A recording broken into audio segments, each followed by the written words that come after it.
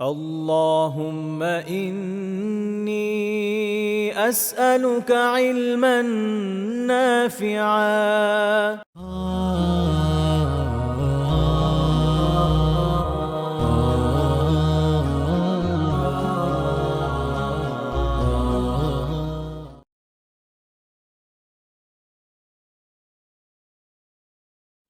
আসসালামু আলাইকুম ওয়া রাহমাতুল্লাহি ওয়া বারাকাতুহু। আলহামদুলিল্লাহ, ওয়াসসালাতু ওয়াসসালামু আলা রাসূলিল্লাহ ওয়া আলা আলিহি ওয়া সাহবিহি ওয়া মান ওয়ালাহ, আম্মা বা'দ। মহান আল্লাহ সুবহানাহু ওয়া তাআলার শুকরিয়া আদায় করছি যে রব্বুল আলামিন প্রতি সাপ্তাহিক দার্সে আমাদেরকে আজকে উপস্থিত হওয়ার তৌফিক দিয়েছেন, আলহামদুলিল্লাহ। সম্মানিত দিনী ভাই বোনেরা, আমরা আলোচনা করছিলাম পবিত্র কোরআনুল কারীমের সূরাতুন নামল সূরাতুন নামলের সুলাইমান আলাইহিস সালাতু ওয়াসসালামের ব্যাপারে।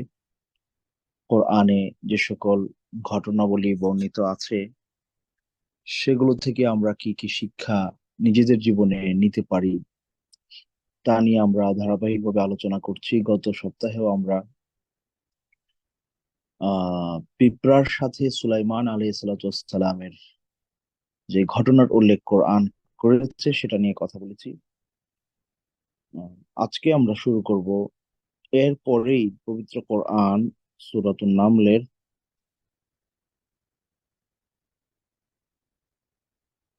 20 নম্বর আয়াত থেকে। যে ঘটনাটা শুরু করেছে সেখান থেকে আমরা আজকে শুরু করতে চাই। আমি একটু তিলাওয়াত করছি। আউযু বিল্লাহি মিনাশ শাইতানির রাজিম।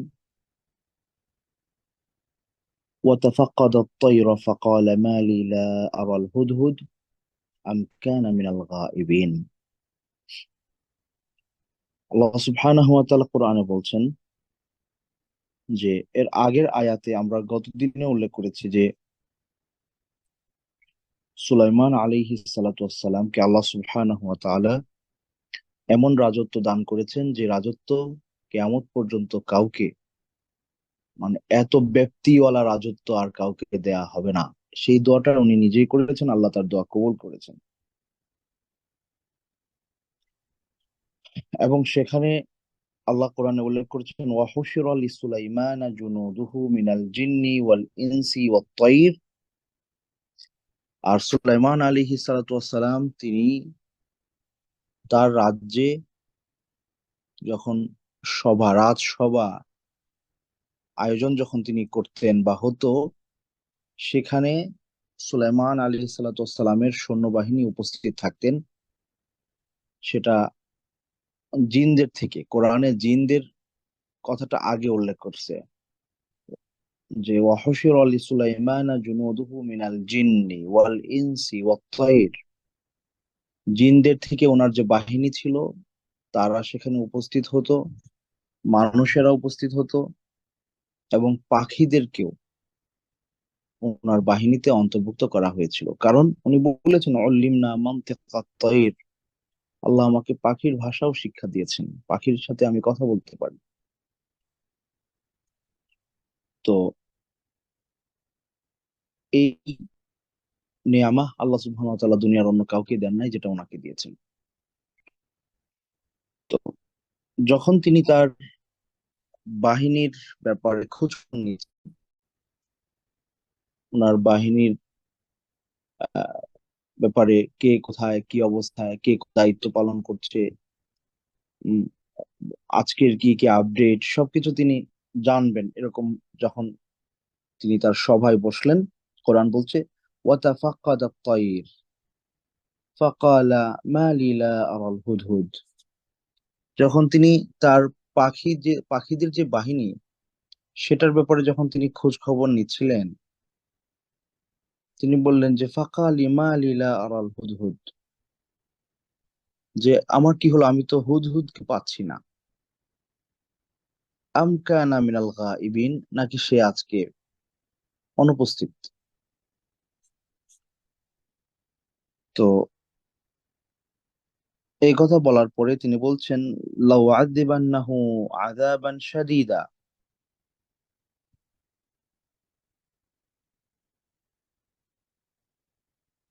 আও লা আযবা আও লা আযবাহান্নাহু আও লা ইয়াতিয়ান্নানি বিসুলতানিম মুবিন। তিনি বলছেন যে কি অবস্থা, কি হলো, আজকে হুদহুদ কেন আসলো না? আমি তো তাকে দেখতে পাচ্ছি না, নাকি সে আসলেই অনুপস্থিত? এরপরে তিনি বলছেন যে আমি অবশ্যই তাকে শাস্তির আওতায় আনবো, অথবা তাকে আমি জবাই করে ফেলবো, যদি না সে আমার কাছে তার এই অনুপস্থিতিতে, সে যে অনুপস্থিত আজকে অ্যাবসেন্ট, সেটার সুস্পষ্ট ওজর আমার সামনে পেশ না করবে। একথা তিনি বললেন। ফামাকাসা গায়রা বাঈদিন ফাকালা আহাত্তু বিমা লাম তুহিত বিহি ওয়া জি'তুকা মিন সাবাইন বিনাবাইন ইয়াকিন। অল্প কিছু সময় অতিবাহিত হওয়ার পরপরই সে হুদহুদ এসে উপস্থিত হলো। সে এসে বলল যে শুনেন,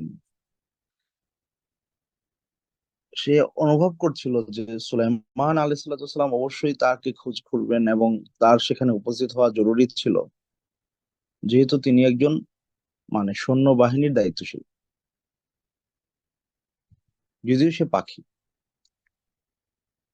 সে এসে বলল যে আমার কাছে এমন কিছু জ্ঞান আছে, এমন কিছু সংবাদ আছে, এমন কিছু ব্যাপার আমি জানি, যে ব্যাপারটা আপনি জানেন না।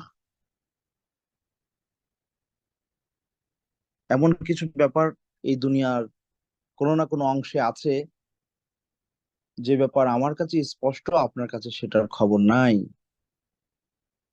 আর আমি সেখান থেকেই আপনার কাছে ফিরে আসছি, আর সেই সংবাদ গ্রহণ করতে গিয়েই আমার আসলে দেরি হয়েছে। সুতরাং ওয়াজিতুকা মিন সাবাইন বিনাবাইন ইয়াকিন, সুতরাং আমি সাবা রাজ্য থেকে আপনার জন্য একেবারে বিশ্বস্ত বার্তা নিয়ে, বিশাল সংবাদ নিয়ে আপনার কাছে আসছে। আচ্ছা, এতটুকুতে আমরা থামি। সুলাইমান আলাইহিস সালাতু ওয়াসসালামের যেই ওনার ওই প্রেক্ষাপটের, যে এইভাবে আল্লাহ সুবহানাহু ওয়া তাআলা কোরআনে উল্লেখ করেছেন, শব্দ চয়নটা খেয়াল করেন। তিনি বলেন ফাকালা মা লি লা আরাল হুদহুদ আম কানা মিনাল গায়িবিন। তিনি বলছেন যে আমার কি হলো, আমি তো হুদহুদকে খুঁজে পাচ্ছি না, নাকি সে অনুপস্থিত। খেয়াল করেন, ভদ্রতার জায়গায় উনি একজন রাজা, উনি বলছেন যে আমি তো হুদহুদকে খুঁজে পাচ্ছি না। মানে কেমন যেন, মানে আমার কি কোনো অসুবিধার কারণে বা কোনো দুর্বলতার কারণে, কোনো অসতর্কতার কারণে, বা আমার কি কোনো বুঝতে কোনো কোথাও ভুল হচ্ছে, আমি কেন তাকে পাচ্ছি না? দেখেন, মানে একটা জিনিস নেগেটিভ ইস্যু, যে সে অনুপস্থিত, একজন সৈনিকের বা একজন দায়িত্বশীলের অনুপস্থিতি, এটা খুব মারাত্মক ভাবে দেখা হয়। আমি সৌদি আরবের একবার একজন পুলিশে চাকরি করে, তার সাথে তার গাড়িতে উঠেছিলাম। সে হয়তো ছুটিতে ছিল তখন মক্কায়, সে অন্য জায়গার মানুষ, সম্ভবত মদিনা বা কোথাকার। তো কথা বলতে বলতে সে বলল আমাকে যে আমি বললাম যে তুমি কি করো? সে বলল যে আমি তো আসলে পুলিশে চাকরি করি, আজকারি, সৈনিক, পুলিশ না, সে সৈনিক। হ্যাঁ। তো তো কথা বলতে বলতে সে আমাকে বলল যে আমি আজকে মদিনায় ফিরবো, খুব আর্জেন্ট, আমাকে ফিরতে হবে। তো আমি বললাম যে এত তাড়াহুড়া কেন, তুমি আসছো একদিনের জন্য মক্কায়, আবার চলে যাবা? তো সে বললো যে আমি যদি আগামীকালকে প্রেজেন্ট না হই আমার যেই দায়িত্ব, তাহলে আমাকে কয়েকদিনের জন্য জেলখানায় ওরা রাখবে। একজন সৌদি আরবের সৈনিক, তিনি আমাকে বললেন যে পুলিশদের ক্ষেত্রে মনে হয় একই নিয়ম, সৈনিকদের ক্ষেত্রেও একই নিয়ম, বা এই ধরনের চাকরি যারা করে তাদের জন্য এত কঠিন নিয়ম, যেদিন তার ছুটি শেষ ওই দিন যদি সে উপস্থিত না হয় তাহলে একটা লম্বা টাইম তাকে মানে বন্দি করে রাখা হয়। হ্যাঁ, বাংলাদেশের জেলখানার মতো এখানকার জেলখানাগুলো হয়তো এরকম না, বাট তাকে মানে আটকে রাখা হয়, এটা তার শাস্তি। ওইখানে থাকতে হবে। এখানকার জেলখানাগুলোতে আমি যদ্দূর শুনেছি একজন মানুষের মৌলিক যে প্রয়োজনগুলো সেগুলো পূরণ করার জন্য যথাযথ ব্যবস্থাপনা আছে। অর্থাৎ এখানকার জেলখানাগুলো একজন মানুষকে আহ সংশোধন হওয়ার জন্য তারা সর্বোচ্চ চেষ্টা করে, এবং সংশোধন করার জন্যই জেলখানা তৈরি করা হয়েছে। আর আমাদের দেশের জেলখানাগুলো মানুষকে জুলুমের জন্য, তো বলা যায় যে জুলুমের জন্য এগুলো তৈরি করা হয়েছে। আল্লাহ এই সকল জালেমদেরকে হেদায়েত দিন অথবা ধ্বংস করুন। তো যাই হোক, এই জন্যই বলছিলাম যে কোনো কেউ যদি কোনো রাজ দরবারে নিয়োজিত থাকেন বা এই ধরনের বড় কোনো কর্মে নিয়োজিত থাকেন বা সৈন্যবাহিনীতে কারো দায়িত্ব থাকে, সেখানকার অনুপস্থিত হওয়া সেটাকে অনেক বড় করে দেখা হয়।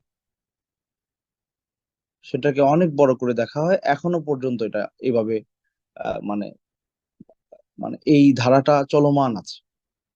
এটার হয়তো অনেক বাস্তবতা আছে। যাই হোক, তো উনি শুরুটা করলেন এভাবে যে আমার কি হলো, আমি কেন তাকে দেখতে পাচ্ছি না, মানে ব্যাপারটা কি, মানে আমি যে সে আছে আমি দেখছি না, ব্যাপারটা কি এরকম? মানে দেখেন, একটা নেগেটিভ ইস্যু, কিন্তু উনি একজন রাজা হওয়া সত্ত্বেও কত মানে বিনয়ের সাথে ব্যাপারটাকে তিনি উল্লেখ করেছেন যে আমার কি হলো, আমি তাকে কেন দেখতে পাচ্ছি না, নাকি সে অনুপস্থিত। তার মানে ব্যাপারটা এরকম যে সে অনুপস্থিত উনি নিশ্চিত, কিন্তু তারপরেও কথার ধরনটা তিনি এমন ভাবে বলছেন যে আহ, মানে বিনয়ের জায়গাটা কি কত ভালো করে উনি উপস্থাপন করেছেন। এই জন্য যারা দায়িত্বশীল থাকেন, অনেক মানুষের উপরে যাদের কর্তৃত্ব আল্লাহ সুবহানাহু ওয়া তাআলা দান করেছেন, তারা যদি বিনয়কে ধরে রেখে কাজ করে, কথা বলে, মানুষকে অ্যাড্রেস করে বিনয়ের সাথে, ওই মানুষের সম্মান, ওই মানুষের প্রতি শ্রদ্ধা, আনুগত্য অনেক বেশি বেড়ে যায়। এই জিনিস আমাদেরকে সুলাইমান আলাইহিসসালামের কথা আমাদেরকে শিখায় যে আমরা বিনয়ী হতে শিখবো। যখন সামষ্টিক কোনো কাজ বা আমার এবং আপনার অধিকারের কোনো ইস্যু এসে দাঁড়াবে এবং সেটা নেগেটিভ দিক থেকে, তখন অন্যের উপরে দোষটা আগে চাপিয়ে না দিয়ে এইভাবে শুরু করা যে ব্যাপারটা আসলে কি, মানে শুরুতেই তাকে আক্রমণ না করে বসা, অথবা মানে নেগেটিভ ইস্যু গুলোতে কোন রকমের তদন্ত না করে কাউকে অ্যাটাক করে ফেলা আগেই। এই জিনিসগুলোর ব্যাপারে সচেতন থাকা দরকার। যখন তিনি নিশ্চিত হলেন যে না, আসলে উনি ঠিক আছেন বাট সে অনুপস্থিত, তখন তিনি বললেন হ্যাঁ, যেহেতু সে অনুপস্থিত, সুতরাং অবশ্যই তাকে আমি শাস্তির আওতায় আনবো বা তাকে আমি জবে করে ফেলবো, যদি না সে সুস্পষ্ট কোনো কারণ বর্ণনা করে। এখান থেকে একটা জিনিস আমরা, যে জিনিসটা জানতে পারি বা শিখতে পারি, যাদেরকে বিভিন্ন জায়গার দায়িত্বশীল করা হয়, দায়িত্বের খাতিরে তাকে যেরকম কঠিন হওয়া দরকার ওরকম কঠোরতা দেখানো একান্ত জরুরি। সকল জায়গায় নরম তবিয়তের হলে প্রশাসক হওয়া যাবে না। একজন প্রশাসককে এমন ভাবে মানে তার আচার আচরণ, কথাবার্তা সবকিছু পরিচালিত হইতে হবে যে, যেমন আল্লাহ কোরআনের এক জায়গায় বলেছে যে আপনার গাভী বা এই ধরনের যে প্রাণী যেগুলো দুধ দেয়, আল্লাহ কোরআনে বলছেন দুধটা কোত্থেকে আসে, যে মা বাইনাল ফারাস ওয়াদ দাম, অর্থাৎ রক্ত এবং গোবরের মাঝখান থেকে আল্লাহ সুবহানাহু ওয়া তাআলা লাবানান খালিসা, পিওর দুধ আল্লাহ বের করে নিয়ে আসেন। গাভীর পেট থেকে সে যে খাবার খায়, একদিক থেকে এই খাবারটা তার রক্তে যায়, আরেকটা অংশ কোথায় চলে যায়, মানে গোবর হয়ে যায়। বর্জ্য হয়ে যায়। আর এর মাঝখান থেকে আল্লাহ সুবহানাহু ওয়া তাআলা দুধটাকে বের করে নিয়ে আসেন। সো একজন ঈমানদার তিনি যখন দায়িত্বশীল হবেন, তখন তিনি জুলমের জুলম হওয়ার মতো পরিস্থিতি থাকবে, আবার বেশি নমনীয় হয়ে যাওয়ার মতো পরিস্থিতি থাকবে। এর মাঝখান থেকে উনি আদলকে টেনে বের করে নিয়ে আসবেন। এটা হবে একজন প্রশাসকের বৈশিষ্ট্য। এই বৈশিষ্ট্য, এই গুণ যদি কোনো ব্যক্তির মধ্যে না থাকে, তাহলে তার প্রশাসক হওয়ার যোগ্যতা আসলে নাই। অর্থাৎ যখন আপনার আদল প্রতিষ্ঠার স্বার্থে আপনাকে যেমন হওয়া দরকার, আপনাকে তেমন হতে হবে। আদল করতে গিয়ে আপনি কারো ব্যাপারে মাইল হয়ে যাবেন না, দুর্বলতা দেখাবেন না, নরম তবিয়তের দেখাবেন না, আবার এমন শক্ত হওয়া যাবে না যেটা আপনাকে জালেম হিসেবে আবির্ভূত করবে। সুলাইমান আলাইহিস সালাতু ওয়াস সালাম প্রথমে নরম ভাবে শুরু করেছেন, যে কি হলো আমার, আমি তাকে কেন দেখছি না।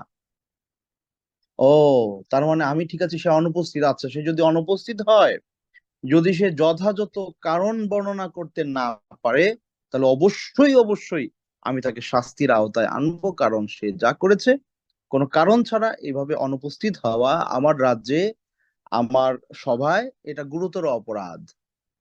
সুতরাং অবশ্যই তাকে আমি শাস্তির আওতায় আনবো।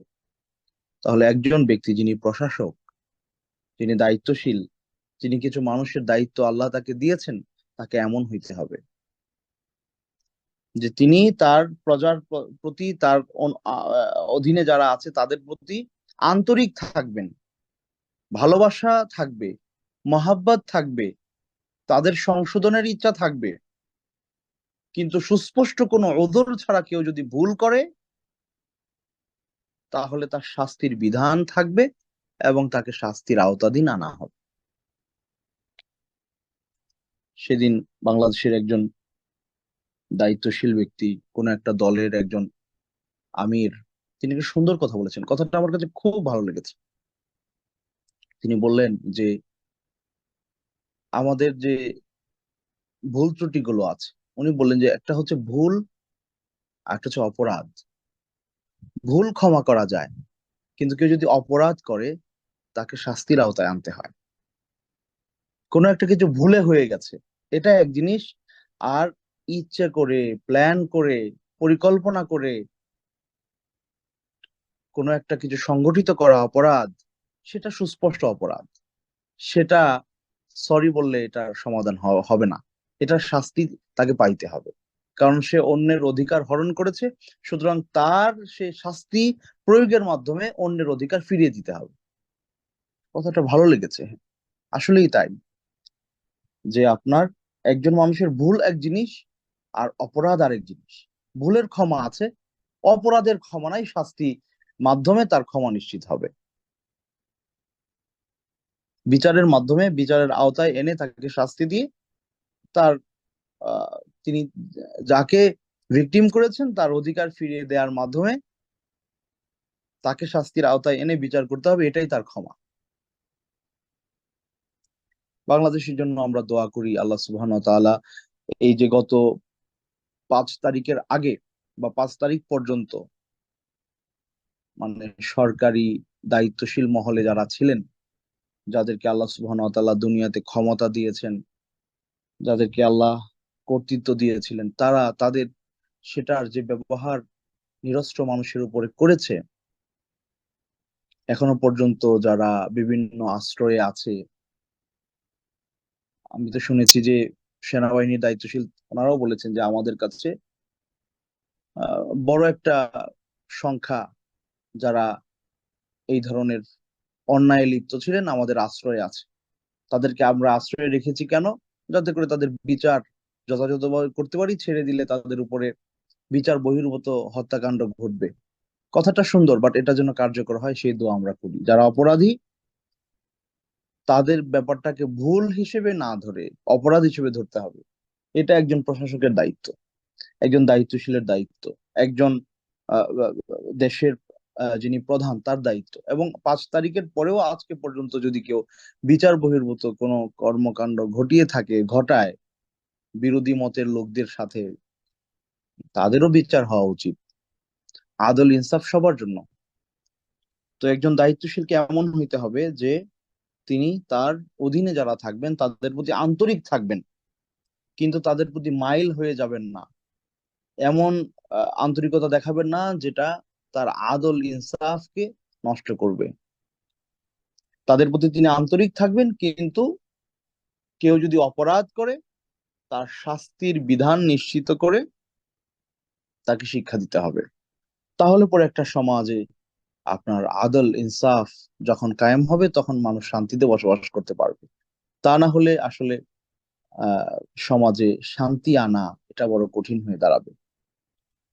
তো সুলাইমান আলাইহিস সালাতু ওয়াস সালামের কথা থেকে আমরা সেটাই বুঝতে পারি যে যিনি দায়িত্বশীল হবেন তিনি ইনসাফকে, ওই যে বললাম, গোবর এবং রক্তের মাঝখান থেকে যেমন দুধকে আল্লাহ সুবহানাহু ওয়া তাআলা আমাদের জন্য বের করে নিয়ে আসেন, একজন দায়িত্বশীলকে জুলুম এবং অপরাধীর প্রতি মাইল হয়ে যাওয়া, এই দুটার মাঝখান থেকে ইনসাফকে টেনে বের করে আনতে হবে। আল্লাহ আমাদের সবাইকে তৌফিক দান করুন, আল্লাহুম্মা আমিন। এরপরে সামনে আগাই। আচ্ছা, তো এরপরে আল্লাহ সুবহানাহু ওয়া তাআলা যেটা বললেন যে অল্প কিছুক্ষণ পরেই সেই হুদহুদ, সেই পাখি এসে উপস্থিত হলো, এবং সে এসে বলল যে আহাত্তু বিমা লাম তুহিত বিহ, আমি অবগত হয়েছি এমন ব্যাপারে যে ব্যাপারে আপনি অবগত নন। ওয়াজিতুকা মিন সাবাইন বিনাবাইন ইয়াকিন, আর সেটা কি, আমি আপনার কাছে ফিরে আসলাম সাবা রাজ্য থেকে সুস্পষ্ট বিশাল এক স্পষ্ট বার্তা আপনার জন্য নিয়ে। আচ্ছা, এখানে গুরুত্বপূর্ণ কয়েকটা বিষয় আছে এই অংশে। হুদহুদ পাখি সে তৎকালীন সময়ের একজন দূত হিসেবে সুলেমান আলাইহিসসালামের দরবারে কাজ করতেন। বিভিন্ন জায়গায় বার্তা প্রেরণ করা এবং বার্তা নিয়ে আসার দায়িত্ব তার ছিল।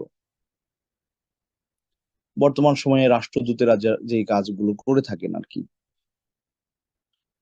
তো আগেকার সময়ে এরকম একটা সময় ছিল যে মানুষ কবুতরের মাধ্যমে বার্তা আদান প্রদান করত।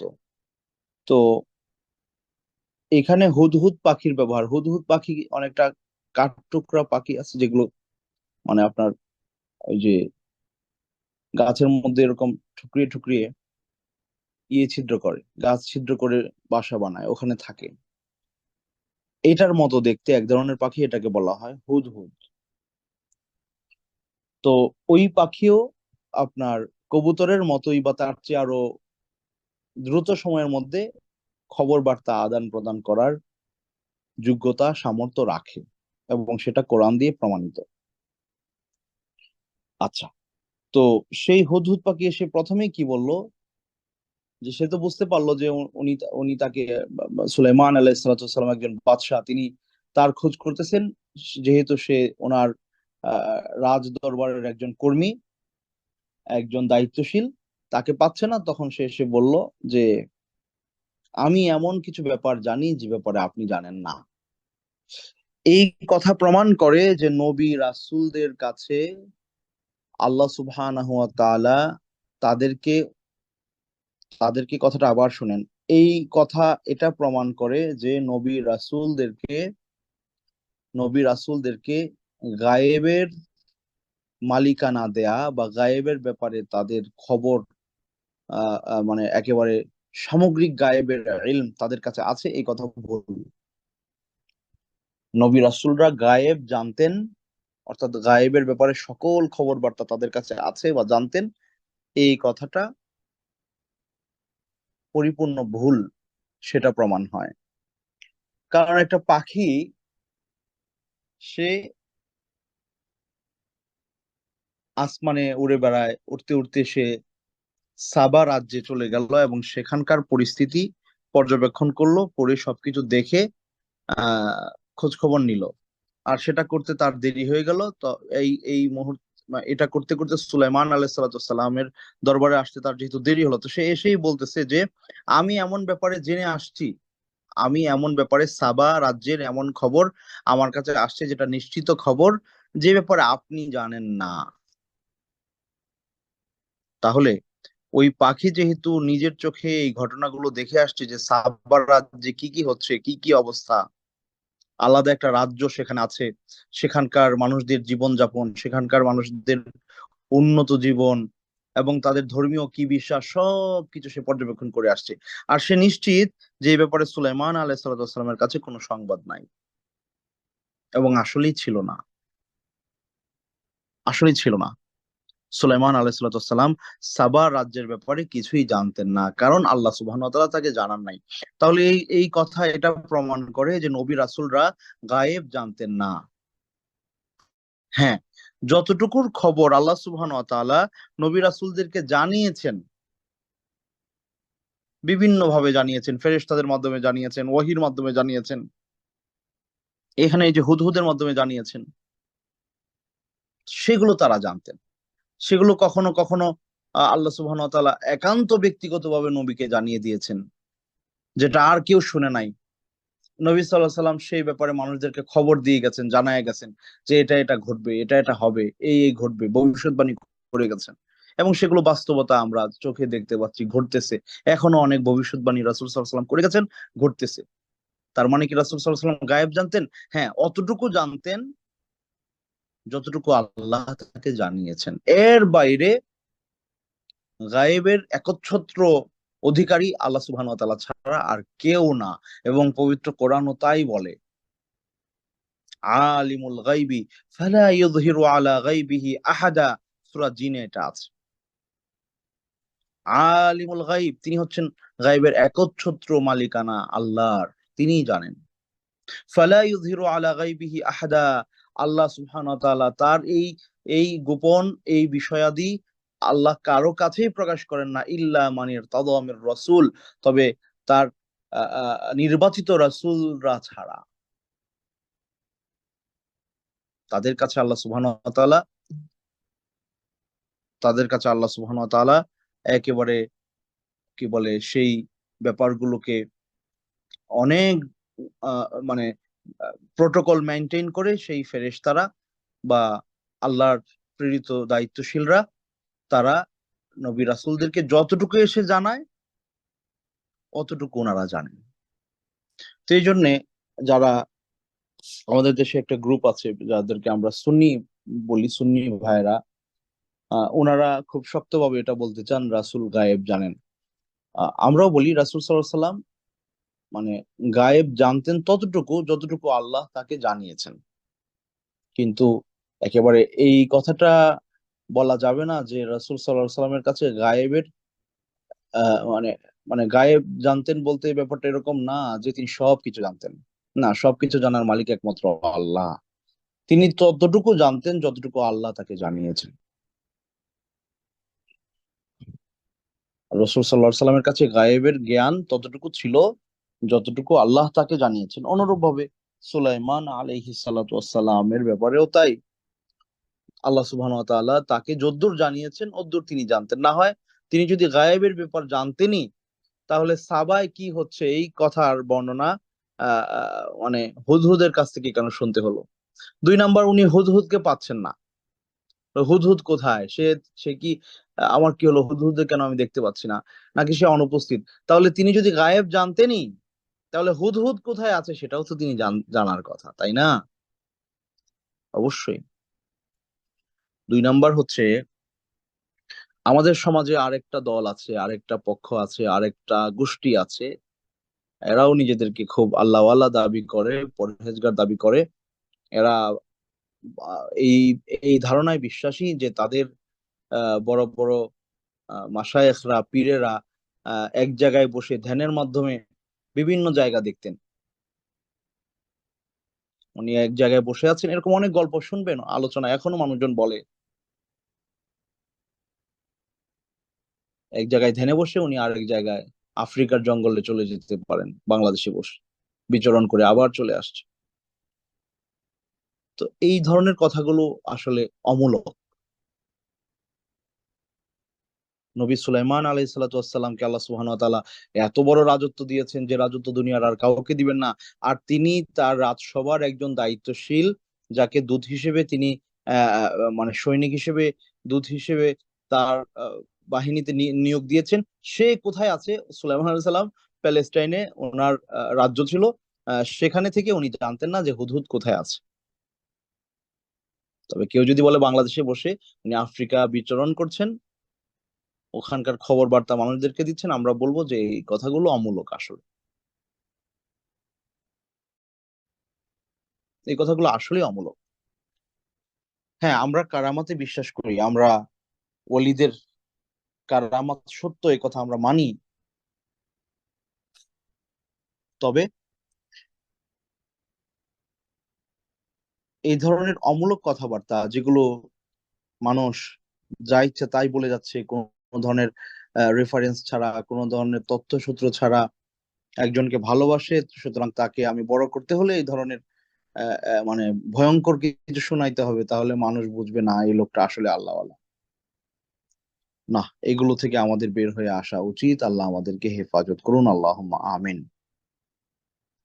সুতরাং এক জায়গায় ধ্যানে বসে আপনার সারা দুনিয়ার খোঁজ খবর নিয়ে ফেলার যেই অভিজ্ঞতা বা অলৌকিকতা মানুষদেরকে প্রকাশ করা হয়, এগুলো আসলে অধিকাংশেই সত্য না, এগুলো মিথ্যা কথা। দেখবেন যে যার ব্যাপারে এই ধরনের কথাবার্তা বলা হচ্ছে, তিনি নিজে কখনোই এরকমটা বলে গেছেন যে আমি এভাবে বসে এগুলো এগুলো দেখছি, এরকম নাই, আসলে নাই। মানুষজন তাদেরকে মানে মানুষের সামনে অনেক বড় করে আহ, প্রদর্শন করার স্বার্থে এই ব্যাপারগুলোকে উল্লেখ করে।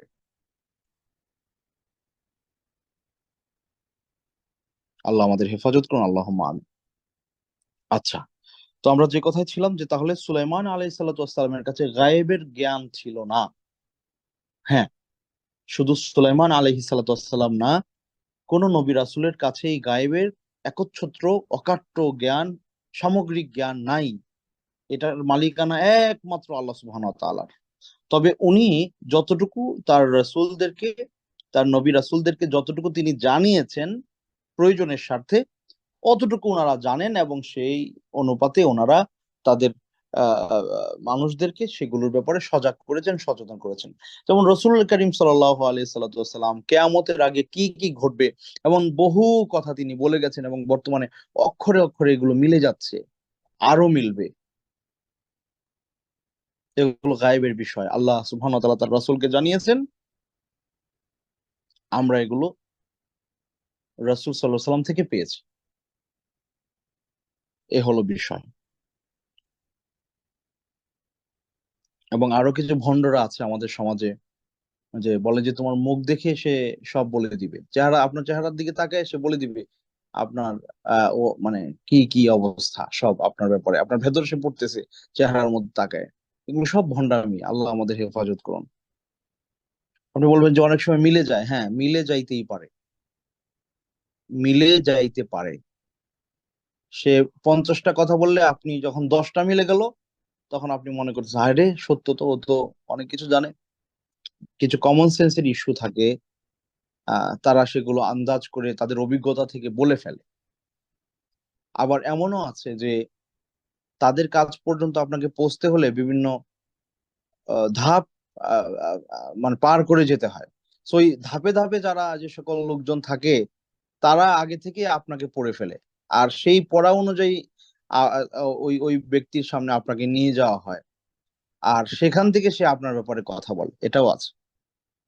তো এই জন্য আসলে গায়েব সংক্রান্ত বাড়াবাড়ি যেগুলো মানুষ করে, সবগুলোই হচ্ছে আপনার শরীয়ত বিরোধী। সুতরাং কেউ গায়েবের ব্যাপারে কিছু জানে, কিছু বলতে পারে, কিছু বলে ফেলেছে আর মিলে গেছে, আর আপনি ভাবতেছেন সে আসলে একটা কিছু, ব্যাপারটা এরকম না। এটা আল্লাহ সুবহানাহু ওয়া তাআলার উলুহিয়া রুবুবিয়্যাত দুইটাকেই নষ্ট করে। এটা মানে একেবারে শিরকের পর্যায়েও চলে যায় এই ধরনের বিশ্বাস বা এই ধরনের কি বলে কারোর প্রতি এই ধরনের দুর্বলতা যদি আপনার থাকে, এখান থেকে বের হয়ে আসতে হবে। যে দুনিয়ার কোনো মানুষ গায়েবের ব্যাপারে কিচ্ছু বলতে পারে না, কিচ্ছু না, আল্লাহ ছাড়া।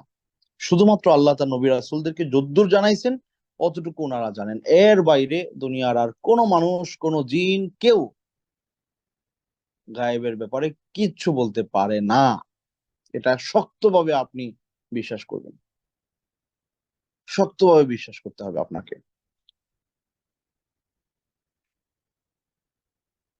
আমার নিজের সাথে ঘটে যাওয়া একটা ঘটনা, আমি তখন নরসিংদী মাদ্রাসায় পড়ি। কোনো একটা কাজে আমি নরসিংদী ট্রেন স্টেশন দিয়ে ঢাকায় যাচ্ছি বা ঢাকা থেকে আসছি, এরকম কিছু।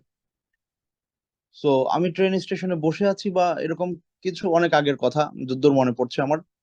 তো এরকম ওই যে ট্রেন স্টেশনে দেখবেন কিছু টাইপের লোক আছে, চুল টুল উস্কো খুস্কো, বড় চুল, আহ মানে জট বেঁধে আছে, হাতে একটা লাঠি, এরকম কেমন মানে কাপড় চোপড় পরে, মানে সমাজের কেউ না, তারা সমাজচ্যুত মানুষ। এরা নিজেদেরকে অনেক আল্লাহওয়ালা পরিচয় দিতে চায় বা বুঝায়, এদের ভেতরে অনেক কিছু আছে। তো ওইরকম এক লোক আমার সামনে এসে হাজির হলো। কি যেন কি বললো না কি চাইলো, আমি কি করলাম আমার ভুলে গেছি, যে এতটুকু আমার মনে আছে। সে আমাকে বলতেছে যে আহ তুই তো বিদেশ যাবি, আমাকে এটা সে বললো, তুই তো বিদেশে যাবি, এরকম কিছু একটা। তো আর ওই ওই সময় আমি বাংলাদেশ থেকে মানে আলিম পাশ করে, পড়াশোনা বাংলাদেশে আলিম শেষ করে আমি কি কি কি বলে ওই বাইরে পড়াশোনার জন্য আহ, বিভিন্ন জায়গায় চেষ্টা করতেছি, কাগজপত্র সৌদি আরবে পাঠাইছি, তারপর মালয়েশিয়াতে চেষ্টা করেছি, তারপরে মিশরে পাঠাইছি, মানে যেখানে যাওয়ার সুযোগ থাকে এই আর কি। তো সব মিলিয়ে আলহামদুলিল্লাহ আল্লাহর আল্লাহর ইচ্ছা, আমি মিশরে স্কলারশিপ আসলো, আমি পরে মিশরে চলে গেলাম। তো যাই হোক, এর পরবর্তীতে সৌদি আরবে আসছি। তো এই যে লোকটা এই কথাটা বললো, দেখা গেল যে তার এই কথা বলার কিছু মানে মানে হয়তো কয়েক মাসের মধ্যেই আমি মিশরে আমি আমার স্কলারশিপ আসছে, আমি চলে গেছি। আর আমি কাজকর্ম করতেছিলামই সেটার জন্য, মানে কাগজপত্র নিয়ে দৌড়াদৌড়ি বা এটা সেটা, ঢাকায় যাওয়া আসা। তো এখন কথা হচ্ছে যে এখন সে বলার কারণে কি আমি মানে সে, এখন কথা হচ্ছে সে এটা বলছে, আর 2-3 মাসের মধ্যে আমি মিশরে চলে গেছি। ব্যাপারটা এভাবে যদি আমি যদি মূর্খ হইতাম, আমার কাছে যদি দিনের জ্ঞান না থাকতো, আমি যদি আপনার শরিয়াতের ব্যাপারে সচেতন না হইতাম, তো আমি কি করতাম? আমি মিশরে যাওয়ার আগেই ওরে যেমনি হোক এই পাগলারে খুঁজা বের করে তারে মানে কি বলে, যতভাবে সম্মান দেওয়া দরকার দিয়ে তারপরে মিশরে যাইতাম। কারণ সে আমাকে আমার চেহারার দিকে তাকাই বুঝে ফেলছে যে আমি কয়েকদিনের ব্যবধানে দেশের বাইরে যাচ্ছি। না, সে কিচ্ছু বোঝে নাই, এমনিই বলছে হয়তো, এমনিই বলছে, এমনিই বলছে, এমনি হয়তো সে আরো 10 জনকে বলছে, আমাকেও বলছে। এই 10 জনের মধ্যে হয়তো 2 জন না 3 জন বিদেশে যাবেই, লেগে গেছে। সুতরাং সম্মানিত দিনী ভাইরা, প্রিয় বোনেরা, যারা আমাদেরকে শুনছেন, এটা খুব জরুরি বিষয় যে ভবিষ্যতের কথা আপনাকে কেউ যদি বলে ফেলে কোনো ব্যাপারে, কোশ্চিন কালেও আপনি বিশ্বাস করবেন না যে এই কথার ন্যূনতম কোনো মূল্য আসলে আছে। না, নেভার এভার, থাকতে পারেই না, অসম্ভব। হ্যাঁ, কোরআন সুন্নাহর কোনো নির্দেশনা যদি কোনো ব্যাপারে থাকে এবং সেটা রেফারেন্স দিয়ে কেউ যদি ভবিষ্যতের ব্যাপারে কিছু বলে, তাহলে আপনি ধরে নেবেন হ্যাঁ এই কথার ভিত্তি আছে, এটা ঘটতে পারে। এছাড়া কেউ বলছে ঘটে গেছে, এটা বলবেন মিলে গেছে, লেগে গেছে, বলছিল লেগে গেছে, এই এরকম সে হয়তো আরো 10টা বলছে, 9টাই লাগে নাই, একটা লেগে গেছে, এই কারণে সে মহৎ হয়ে গেল, সে অনেক বড় কিছু। ব্যাপারটা এরকম না, কারণ এই জায়গায় এটার মালিকানা আল্লাহকে ছাড়া আপনি আর কাউকে দিতে পারবেন না। যতই মিলে যাক, 10টা বলছে, 10টাই মিলে গেছে, তারপরেও সে আসলেই কিছু জানতো, এই বিশ্বাস কোনোভাবেই আপনার ভেতরে রাখতে পারবেন না। রাখলে আল্লাহর রুবুবিয়াতকে আপনি আঘাত করলেন। আর রুবুবিয়াত ক্ষতিগ্রস্ত হলে উলুহিয়াত ক্ষতিগ্রস্ত হবে। আর রুবুবিয়াত উলুহিয়াত দুইটাই যদি ক্ষতিগ্রস্ত হয়, আপনি শিরকের মধ্যে জড়িয়ে গেলেন। সুতরাং এটা খুব জরুরি বিষয়, এটা খুব জরুরি বিষয়। আকীদার ব্যাপারে সচেতনতা একান্ত জরুরি। যে এই সমস্ত ব্যাপারে আল্লাহ ছাড়া দুনিয়ার কোনো মানুষ ভবিষ্যৎ নিয়ে কিচ্ছু বলতে পারে না। Never ever, never ever. হ্যাঁ, অতীত নিয়ে কেউ কখনো যদি কিছু বলে ফেলে আর মিলে যায়, তাহলে বুঝবেন অতীত, অতীত জানার সুযোগ থাকে। কিভাবে সুযোগ থাকে? হ্যাঁ, জিনদের মাধ্যমে অতীতের খবর আনা যায়। জিনদের মাধ্যমে অতীতের খোঁজ খবর, তাদেরকে স্পাই হিসেবে, গোয়েন্দা হিসেবে ব্যবহার করে অতীতে কি ঘটে গেছে সেটার খোঁজ খবর নিয়ে আসা যায়। এটার সম্ভাবনা আছে, এটা মিলতে পারে। অতীত যদি মিলে যায় তার বলার কারণে, তাহলে বুঝবেন সে হয়তো কারো সহযোগিতা নিয়ে, কারো থেকে জেনে, সেটা জিন হোক মানুষ হোক, বা তার চ্যানেলে যা যা আছে বাহিনী, তার বাহিনীর মাধ্যমে সেই খোঁজ খবর আপনার ব্যাপারে নিচে নেওয়ার পর এটা বলছে। তাহলে তো আর তার এখানে গাইবিয়াতের কোনো মানে ইস্যু এখানে আর আসে না, কারণ সে যাই না শুই না তারপর আপনার শুনায় দিচ্ছে, এটাই হলো বিষয়। তো যাক, আল্লাহ সুবহানাহু ওয়া তাআলা আমাদেরকে এই ব্যাপারটায় সচেতন থাকার তৌফিক দান করুন, যে আল্লাহ সুবহানাহু ওয়া তাআলা ছাড়া দুনিয়ার কারো কাছে গায়েবের ব্যাপারে কোনো খবর নাই। তবে আল্লাহ তার রাসূলদেরকে যতদূর জানিয়েছেন অতটুকু ওনারা তাদের উম্মতদেরকে জানিয়ে গেছেন।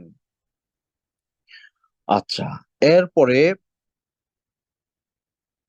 ওই হুদহুদ কি খবর দিল, যে আমি সাবা রাজ্য থেকে এসেছি এবং সেখানের এক বিশাল রাজত্ব আমি দেখে আসছি, এবং তাদের ব্যাপারে আমি আপনাকে সংবাদ দিব। নাবা, নাবা শব্দের ব্যবহার এখানে আসছে। নাবা আর খবরের মধ্যে পার্থক্য হচ্ছে, খবর মানে সংবাদ, আর নাবা মানে হচ্ছে মানে বিশাল এক সংবাদ, মহা সংবাদ।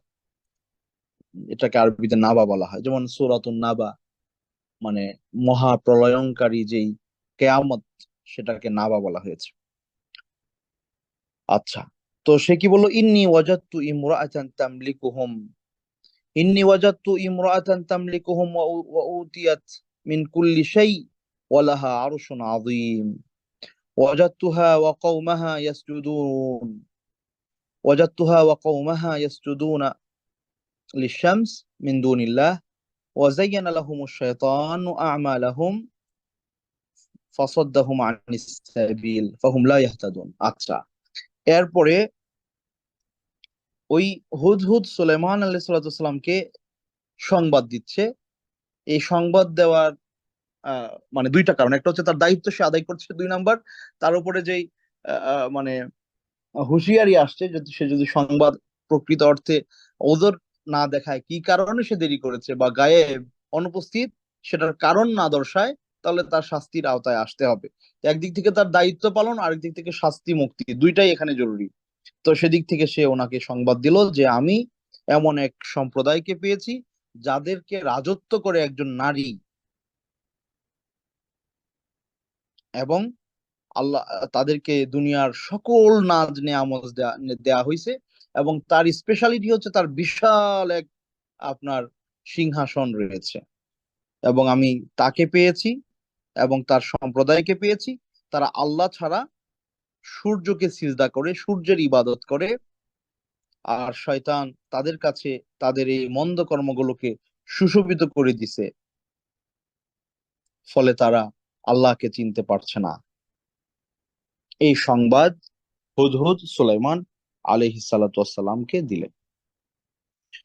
তো ইনশাল্লাহ আমরা আগামী দার্সে পরবর্তী স্টেপে সুলাইমান আলাইহিস সালাতু ওয়াস সালাম কিভাবে সেই সাবাতে তার বার্তা পাঠিয়েছেন, সাবার রানী, তার নাম বিলকিস বলা হয়, অথবা যেটাই হোক তার নাম সাবার রানী, কিভাবে সেই মেসেজের রিপ্লাই তিনি দিয়েছেন, এবং পরবর্তীতে কি কি ঘটনা ঘটেছে সেগুলো আমরা ধারাবাহিকভাবে আলোচনা করব। আজকে এখানেই শেষ করছি। ওসল্লাল্লাহু তাআলা আলা সাইয়্যিদিনা ওয়া নাবিয়িনা মুহাম্মদ। আসসালামু আলাইকুম ওয়া রাহমাতুল্লাহি ওয়া বারাকাতুহু।